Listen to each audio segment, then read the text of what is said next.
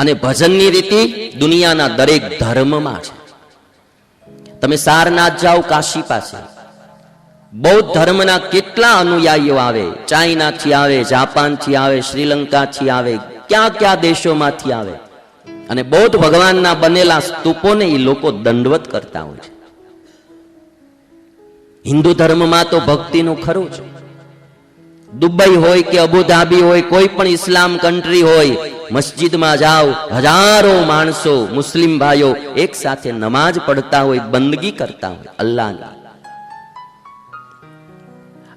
તમે ગુરુદ્વારામાં જાઓ, સતત ભજન ચાલતું હોય, શીખ લોકો સતત ભજન કરતા હોય, ધૂન ગાતા હોય.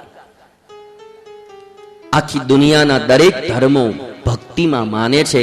માટે પંચાબ્દી મહોત્સવ નિમિત્તે બેનો ભાઈઓ બધા કંઈક કંઈક ભજન ભક્તિ, તમારા જીવનું કલ્યાણ થાય એવું નિયમ રાખજો. નિયમો તમને હું કહું, જે તમને સારું લાગે. જો મંદિરે ન જાતા હો તો રોજ એકવાર મંદિરે જવાનો નિયમ રાખો. કોઈ સત્શાસ્ત્રનું વાંચન તમે જો ક્યારેય ન કરતા હો તો ભાગવત, ગીતા, રામાયણ, જે તમને શાસ્ત્ર ગમે એનું થોડુંક વાંચવાનો નિયમ રાખો. સ્વામિનારાયણ ભગવાને 212 શ્લોકની શિક્ષાપત્રી આપી જીવના કલ્યાણ માટે, આ લોક પરલોકમાં સુખી થવા માટે. રોજ એના 5 શ્લોક વાંચવા. માતા પિતાને પગે ન લાગતા હો તો એવું નિયમ લો પંચાબ્દી મહોત્સવ નિમિત્તે કે રોજ ઉઠીને હું મારા માતા પિતાને પગે લાગી જય સ્વામિનારાયણ, જય શ્રી કૃષ્ણ કે જય સિયારામ કહીશ.